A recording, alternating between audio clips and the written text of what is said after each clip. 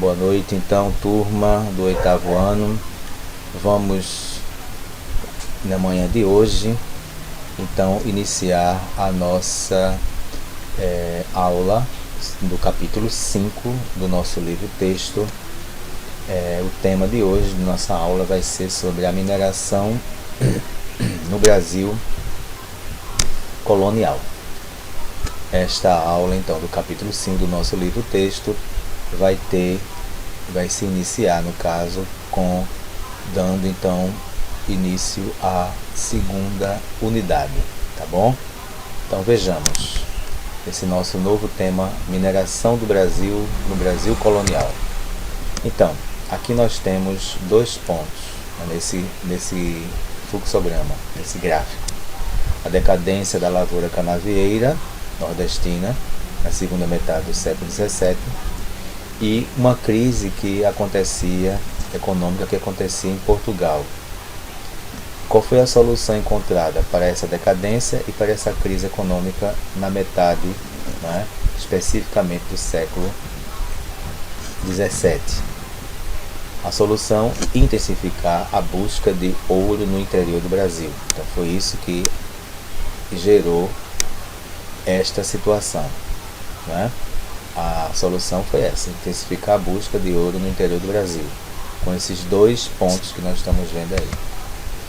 Então, esses incentivos para a busca de ouro foram 2: a liberdade para exploração das minas, oferta de títulos e honrarias aos descobridores. Então, com isso, houve uma ótima notícia para paulistas empobrecidos, que eram conhecidos como os bandeirantes. E aí, esse povo que moravam, nós estamos aí vendo uma figura, uma cabana, e um bandeirante, na região de São Paulo. Mas eles eram muito pobres na época. Isso foi uma notícia muito boa para os paulistas, porque nessa região, na região sudeste, especificamente em Minas Gerais e no centro-oeste do país, começou a haver rumores de que haveria ouro nessa região. Mas em primeira mão, os bandeirantes viviam, antes da descoberta das minas de ouro, os bandeirantes viviam para sobreviver, que era uma região pobre naquela época, final do século XVII, na região do sudeste, em São Paulo e Minas Gerais. Os bandeirantes viviam, entre outras coisas, da captura de índios para vendê-los como escravos. Temos aí 2 cenas onde os bandeirantes eles aprisionavam os escravos índios para serem vendidos como escravos. A história idealizou os bandeirantes. Então você percebe aí vários uniformes dos bandeirantes paulistas, na época. Bandeirantes partem em busca do ouro. Então, com o rumor cada vez mais forte de que essas minas estavam sendo, provavelmente existiam na região do sudeste e centro-oeste, especificamente na região onde hoje é Minas Gerais, os bandeirantes, então, como estão próximos à região, partem em busca do ouro. Aí tem cenas aí deles partindo. Os bandeirantes e a interiorização do território brasileiro. Vocês percebem que aqui nós temos o Tratado de Tordesilhas.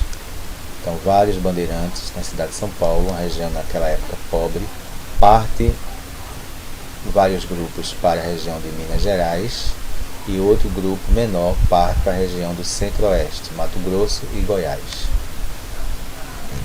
em busca dessas minas de ouro. Os bandeirantes chegam então ao ouro na região, de Minas Gerais. Temos mais aí as cenas das cidades que hoje, que floresceram: Ouro Preto, Congonhas, São João del Rei, Tiradentes, que floresceram com assim as descobertas de minas de ouro nessa região onde hoje está essas cidades em Minas Gerais. Ouro e religião nas minas. Houve sempre essa relação. Temos aí a igreja de Nossa Senhora do Pilar, a igreja de São Francisco de Assis, a sua fachada e seu interior, e a renda garantida para a metrópole. Lógico, todo o ouro extraído uma boa parte ia para a metrópole, já que o Brasil ainda era colônia de Portugal. Esquema geral da mineração. O governo português oferecia terras, mas não fazia nenhum investimento. Exigia o monopólio e o pagamento de impostos e gastos e risco por conta dos colonos que se aventuravam com os escravos que possuíam para explorar as minas de ouro. Divisão nas minas. Descoberta da mina. Comunicava-se a metrópole, tinha que se comunicar. A divisão em datas, pequenos lotes das terras. Descobridor, tinha capacidade para ter 2 terras. Governo, uma quantidade de uma data. E o restante ficava para sorteio com quem tomava conta da mina. A estrada real, ela começou a ser desenvolvida do Rio de Janeiro em direção à região das Minas Gerais. Você tem aqui o Rio de Janeiro, onde hoje é o Rio, e também a outra região de Paraty, mais ao sul do Rio de Janeiro, uma outra estrada começou a ser desenvolvida, construída. Fiscalização. Havia, sim, dificuldade à vinda de portugueses, proibição de ofício de ouvires, proibição de exploração de ouro pelo mar, proibição do transporte de ouro pelo sertão. Portugal, a metrópole, fazia isso, para que não houvesse tanto contrabando e descontrole do ouro e Portugal não perdesse tanto ouro na extração, enquanto metrópole que dominava ainda o Brasil, que era colônia de Portugal. Impostos cobrados pela coroa. Então tinha o tipo de chamado quinto, que era 20% de todo o ouro e diamante extraído. Captação correspondia a 17 gramas de ouro pela propriedade de escravos. Pedágio, para chegar às minas, cobrava pedágio. Taxas sobre mercadorias transportadas e importação de escravos. As casa dos contos, que era a casa de fundição em ouro preto, ela que derretia o ouro e transformava em barra, ou o ouro em pó, e já separava o quinto, um quinto da produção do ouro era então destinado à coroa. O contrabando existia através de imagem de santo, por isso que o nome popular Santo do Pau Oco. Temos aqui a imagem de uma santa atrás, onde se contrabandeava o ouro. Era um desvio de como transportar o ouro contrabandeado.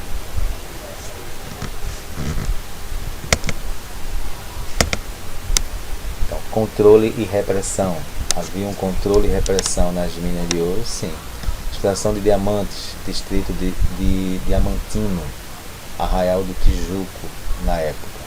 Controle maior, havia um monopólio da coroa, expulsão dos mineradores, isolamento, que correspondia à autoridade para a entrada e saída da mina, e contratadores, sonegação, contrabando, que havia, muito ainda. Em 1771, o rei então começa a implantar um controle mais rígido na segunda metade do século XVIII. Revolta de Filipe dos Santos. Houve essa revolta, descontentamento com a fiscalização da coroa, que era cada vez mais rígida, e na cidade de Vila Rica, na primeira metade do século XVIII, 1720, houve essa rebelião pelo fim das casas de fundição. O governo, então, que é a metrópole, fingiu aceitar, mas prendeu todos nas chamadas casas incendiadas. E Filipe dos Santos, o líder da revolta, é então enforcado e esquartejado para servir de exemplo.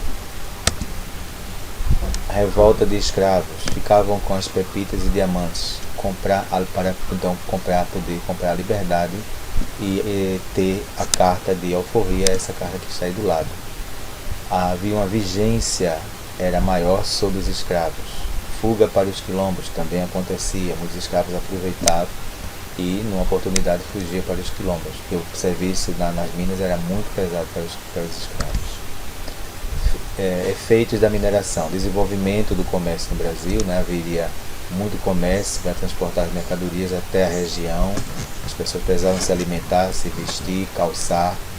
Pessoas com dinheiro forneciam produtos para as minas, os comerciantes, produtos agrícolas, tecidos, carne seca, couro, outros objetos. Caminho, o transporte de mercadorias era em lombo de mulas e burros.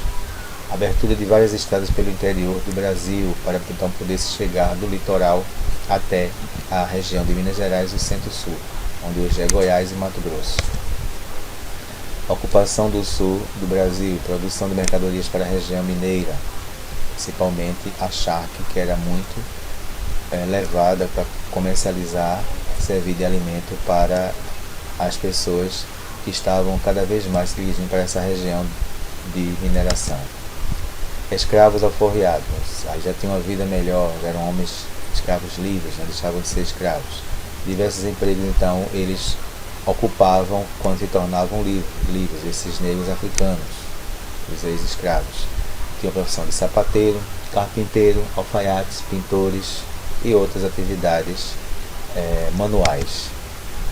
Ouro brasileiro em Portugal, manutenção dos luxos da corte servia esse ouro, gastos pessoais do rei, o ouro que saía daqui servia para isso, e compra de produtos importados e pagamento de dívidas que Portugal devia muito à Inglaterra. Então boa parte do ouro do Brasil, tirado do Brasil colônia na mineração, era então para pagar as dívidas que Portugal tinha com a Inglaterra. Ok, turma? Então este é o nossa videoaula de hoje, iniciando a segunda unidade, capítulo 5, né? E aí a gente se vê na próxima aula. Até lá então,